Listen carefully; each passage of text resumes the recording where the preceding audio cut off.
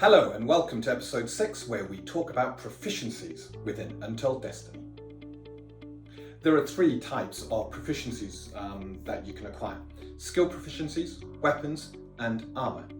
Skills and weapons follow the same sort of track when it comes to ranks of training. They start untrained, move to proficient, specialized, expert, mastered and then grand mastered. Although you can only ever grand master in one skill and one weapon. Armour has a slightly different track. It has light, medium and heavy, and is split between armour, that is armour you wear, and shields you can use to defend yourself with. The benefits you have to skills from training depend on the rank of training you have. If you're proficient, you get a +2 bonus when making skill tests with that skill. It rises to +4 if you're specialised, +6 if you're expert, +8 if you're mastered. For the rare skills that you manage to get to Grand Master, you have a +10 bonus. Furthermore, when making a skill test, you roll 2 d20s and decide which one you want to use for that skill test. Weapon training works slightly differently, in that if you are proficient with a weapon, you have +2 to the attack rolls of all weapons within that group. If you are specialised, you have +3 to attack rolls. Furthermore, when you deal damage with that weapon, you roll an additional d4 damage. This is added to the weapon dice you're already rolling for the damage of the weapon and represents your skill at landing a more powerful blow that can deal more damage. If you become expert, you have +4 to all attack rolls, and the bonus damage dice goes from a d4 to a d6. When you reach master, you have +5 to your attack rolls and a d8 extra damage. Finally, for those few weapons that you might get to Grand Master, you have +6 to your attack roll, you can deliver hits more often, and the bonus damage is now a d10. Furthermore, your critical hit range increases by 1. So if using a light or medium weapon that has a critical range of 20, you now critically hit on a natural 19 or 20. Heavy weapons will now critically hit on an 18, 19 or 20. Armour training is slightly different compared to skill and weapon training.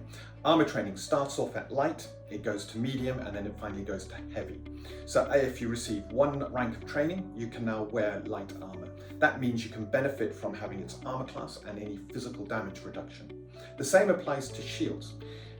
Without training, a shield can still be worn, but you will not get any bonuses to your parries or reflex bonuses to your saving throws. What this means is you can still use a shield to parry incoming attacks, but you do not get the benefit of the shield if it gives a bonus to being able to parry. You will note that there are a list of skills already on your character sheet, and the reason that they are there is because these are skills that can be used untrained. In other words, even if you are not proficient with that skill, you're allowed to use the skill. You won't receive any bonuses other than your attribute when using the skill. There are other ways of you being able to use skills untrained, and typically these are granted when you choose your heritage.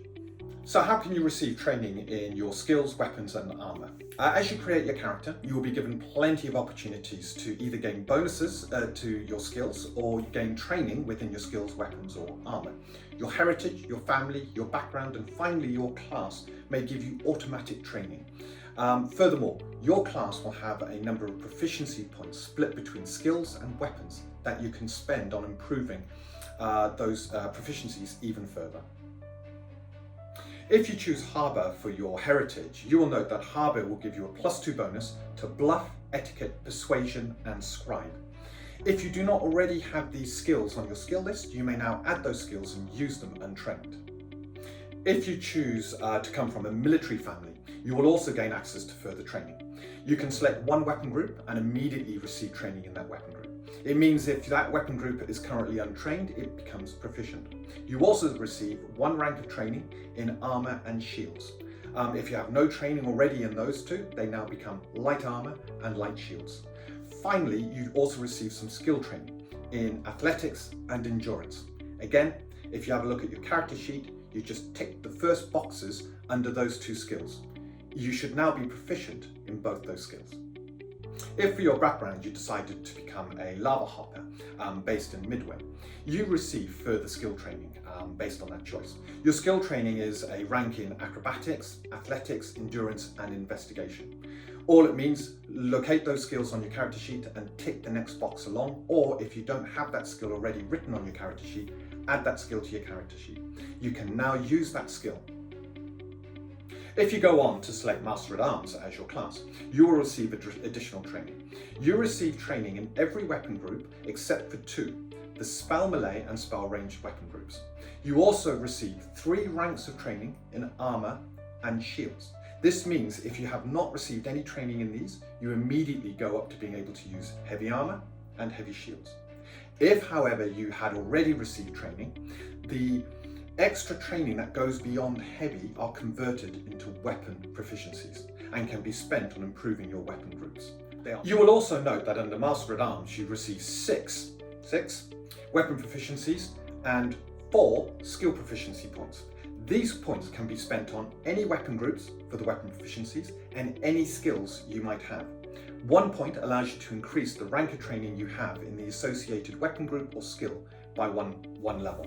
So, if you have a skill that you're specialised in, you tick the next box, you are now an expert at that skill. The choice is completely yours. Finally, if you're playing a highly intelligent character, if at first level your intelligence modifier is positive, your intelligence modifier is added as extra proficiency points. Extra proficiencies can be spent on either weapons or skills, your choice. You can mix and match. They don't all need to be spent on one or the other. They are effectively free points where you can decide where they're spent. As previously mentioned, there are limits on how many Grandmastered skills and weapon groups you can have. The limit is 1 skill can be Grandmastered, 1 weapon group can be Grandmastered. There's a couple of choices you can make that will break this rule, however. For example, Gnomes are allowed to have 2 Grandmastered groups, whereas the Mathor, built for battle, are allowed to have 2 weapon groups. Furthermore, if you happen to go one of the fighter archetypes with weapon focus, whatever you choose to be weapon focused no longer counts against your limit of 1 Grandmaster, allowing you to obtain more Grand Mastery in multiple weapon groups.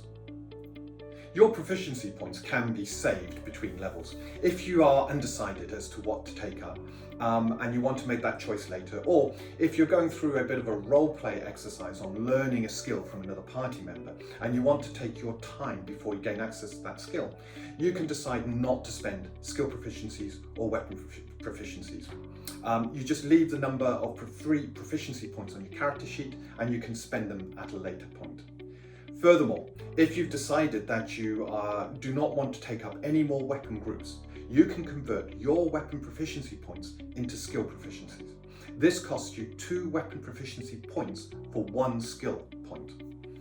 Well, I hope you really enjoyed this video, and if you did, I think you're going to really enjoy episode 7, where we take a good look at rogue abilities, what they are and how they're used. In the meantime, please drop a like for the video, and if you haven't already, subscribe.